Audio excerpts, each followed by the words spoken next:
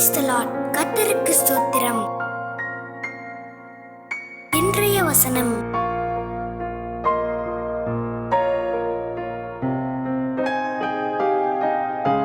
லூக்கா 12:58 மற்றும் 59 வசனங்கள். உனக்கு எதிராளியானவன் உன்னை அதிகாரியின் இடத்திற்கு கொண்டு போகிற போது வழியிலேதானே அவனிடத்திலிருந்து விடுதலையாகும்படி பிரயாசப்படு.